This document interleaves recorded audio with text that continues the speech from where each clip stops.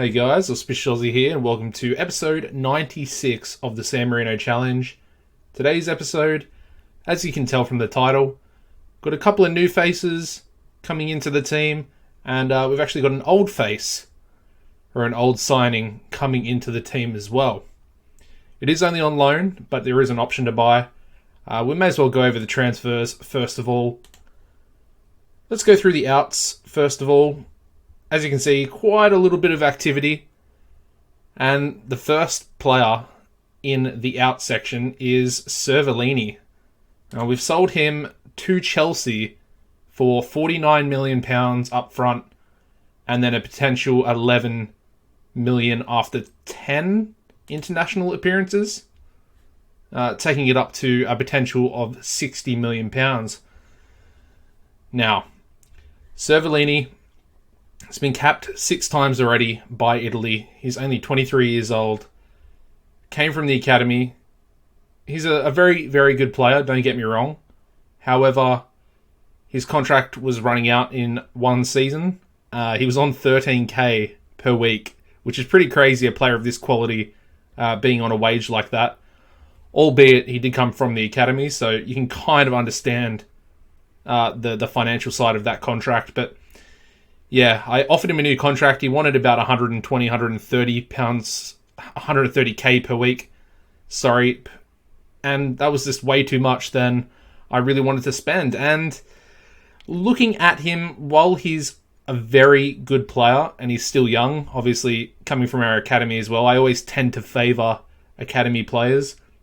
I just felt like he was a little bit of a bit of a weak link in the defence. Obviously, Sabir next to him looks a lot better. But this guy, playing for Chelsea, I think is a good move for him as well. As you can see, he's played really well. But if you compare the season before, 7.47 in the league. And then, I know he played a lot more games, but he did tail off with that. We had a little bad run of form last season, and I just kind of blamed him a little bit. And like I said, the whole contract and he essentially wanted 10 times his current wage that he was on. And yeah, Chelsea just came in with a non-negotiable offer. I think we have 30% of profit of next sale, although that doesn't really mean too much when he's sort of selling for that price. Anyway, we then have a hell of a lot of loan signings that we sent out. The first of which is Terenzi. We sent him down to feeder club Cesena. Basically, his contract is running out. I don't think I'm going to renew it. I mean, if you have a look, he wants, 8.5k per week, which I just can't really be offering him. I think we're paying, 1.7 mil per week at the moment? It's just too much, and I've got to try and reduce the wage bill a little bit. The next player is Bernardi. He went on loan to Lupa Roma, who I think are in Serie D. Oh no, they're in Lega Pro. Fair enough.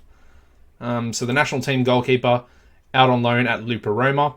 We then loaned out Christian De Angelis, the national team striker. He went out to Spezia. Not a bad Lega Pro team by any stretch of the imagination. So I think he'll do pretty well there. Just coming back from an injury as well, which is good to see. We then loaned out Micheloni, of course, another national team player. Probably one of our most prolific players, I would say. He went out on loan to Trapani, also in Lega Pro. We also loaned out Hildebrandt. Now, I was kind of hesitant to give him a new contract. His contract was running out at the end of the season. I gave him a new contract, despite us already having 2 pretty decent left-backs at the club. And we're just going to sort of see what happens. I mean, it was a similar sort of deal for Schmatke here, although I don't really rate Schmatke at all. So we did sell him to Bayer Leverkusen for £9.5 million. I think we made a bit of a profit, yeah. Made a £3 million profit on him. He never really developed. He did play really well last season when he was called upon.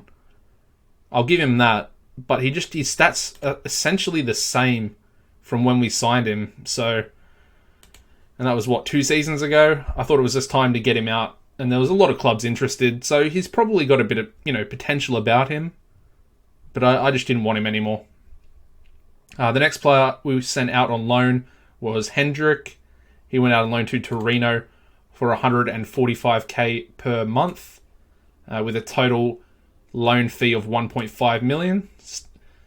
Not going to really get any game time, of course. Petrocevic is coming back into the team after, four seasons out on loan, I think. So he is essentially like an old signing, albeit he's, never actually left the club since we did sign him. The next player is Lamone. He went out on loan to Palermo, who are currently in Serie A, so that's a good move. Key playing time as well, key player. Pretty happy with that. They're not paying any wages, I don't think.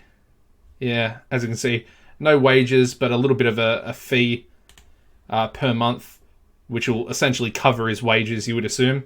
And finally, we did loan out Yongji again, this time for 250k per month to Fiorentina, with key playing time as well. So I think that's a pretty good move. And the reason why I did that is because we brought in a centre-back. And it's a former player, so it's an old signing. As you can see, we have brought Ivan back into the club on loan from Liverpool. And then we do have the option to buy here for 17.25 mil. So, that type of transfer fee is quite low when you consider that we sold him to Liverpool for £80 million after bringing him into the club for only 3.1. Pretty crazy. Anyway, good to see him back. He'll be the backup, I think, this season. I did actually offer him first team football, so might have a little issue there. But he'll get his fair share of game time. I really want to give the new French centre back a lot of playing time. He's only 17, and I think he's got the potential to be a world class player, similar to Sabir. I would say maybe even better. Who knows? He looks pretty good at the moment as well. I'll show you his profile in a second. But the other players we brought in, the first three were just youth players I brought in for the under-20s.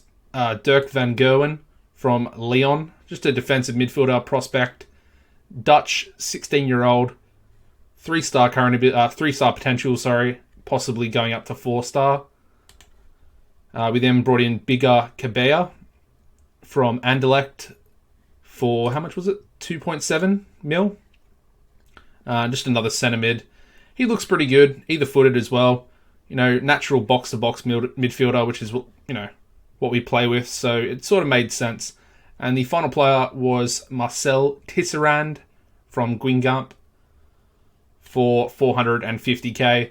And he's just another left back for the under-20s with another 3-star potential. He was actually transfer listed for 450k, so just decided to take a chance. We can probably make a pretty good profit in a few seasons if he develops nicely. And the final player that I'm pretty excited about is Jasper Bosmans, on loan from Borussia Dortmund.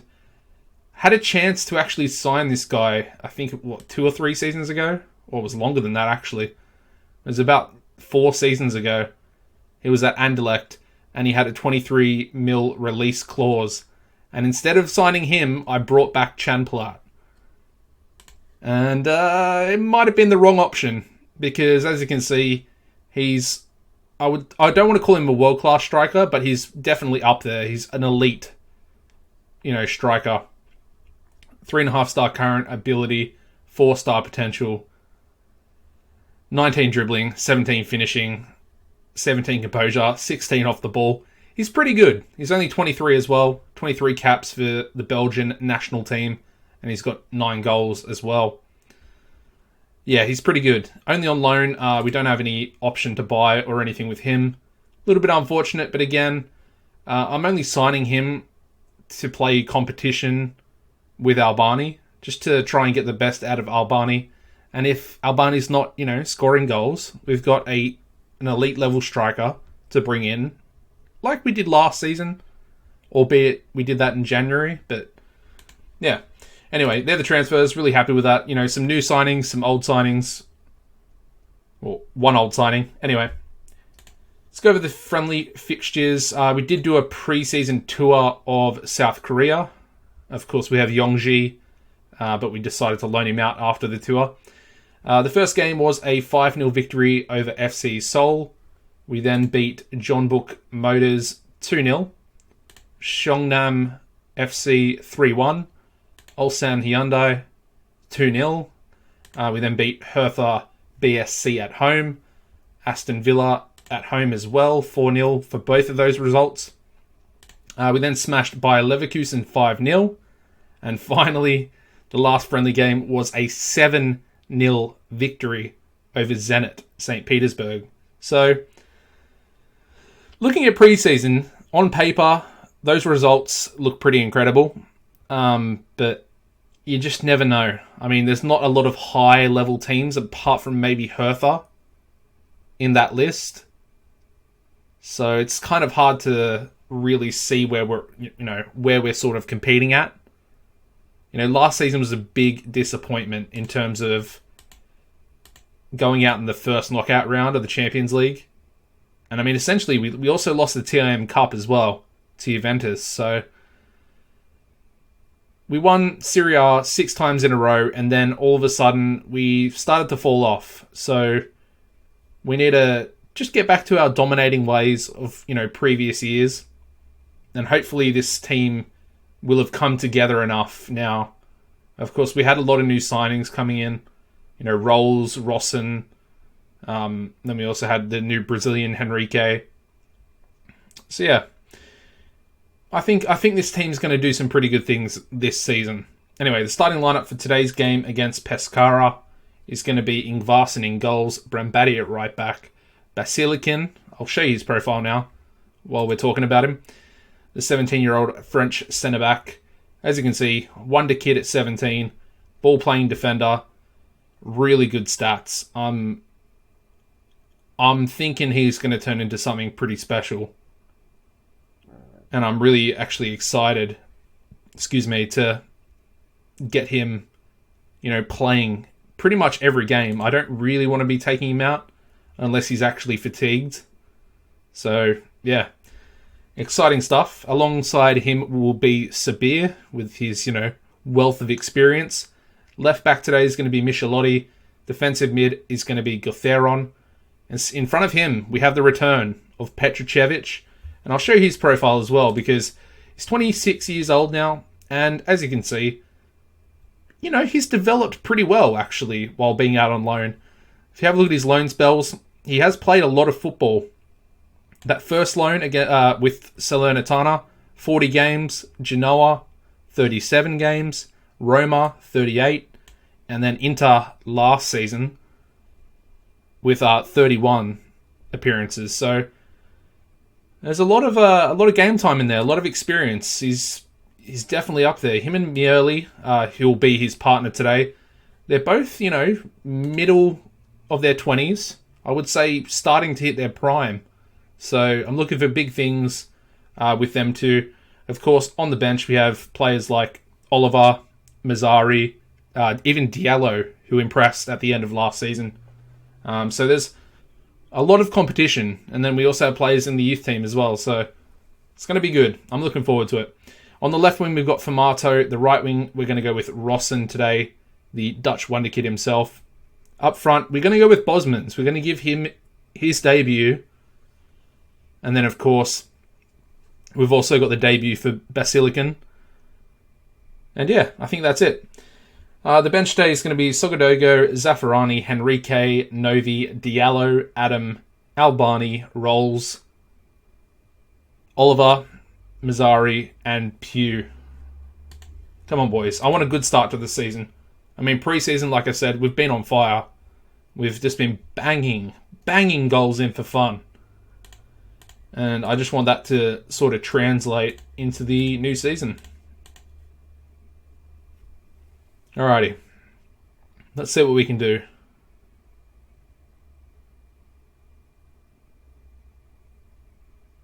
Alright, we've got the throw in. For some reason, Basilikin is actually taking it. I don't know why that is. He's a centre-back taking a throw in.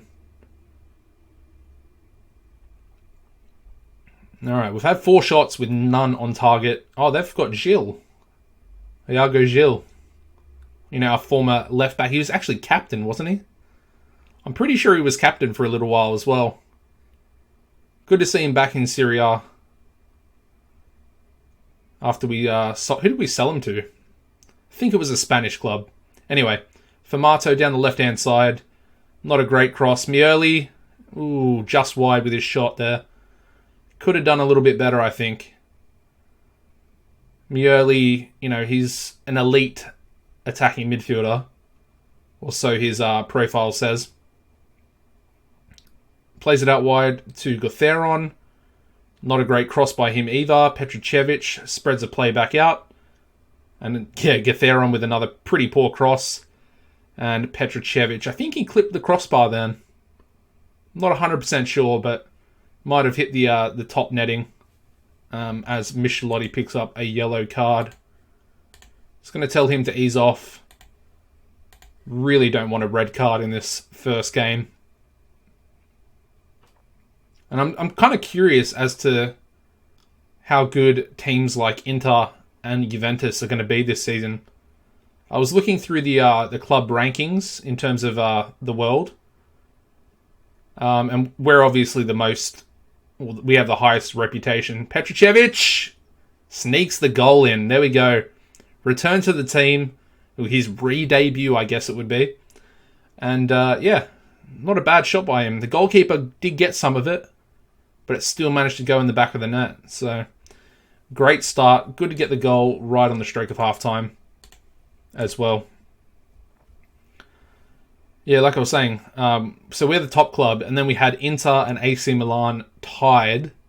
They were right under each other, or above each other, depending on who you looked at. But yeah, a little bit further down was Juventus, quite some way. I would say probably 25 or 30 places under the top. So it's a little bit weird. Juventus are such a great club, especially in current times. Just signing Aaron Ramsey on a free transfer. Me being an Arsenal fan, it's kind of a bitter pill to swallow. But they're a great club. Of course, they got arguably the best player in the world, Ronaldo, depending on who you go for in that whole debate. I'm not going to get into that, but yeah, they've got a great team. They really do. And it's just weird to see them fall off. I'm really glad they pushed us literally right to the end of the season last season in game. I think that's the only change we'll make. Actually, yeah. Let's bring Rodrigo Henrique. He's been pretty good in preseason. We'll bring him on for Michelotti. And then we'll actually make him tackle harder as he's not on a yellow card.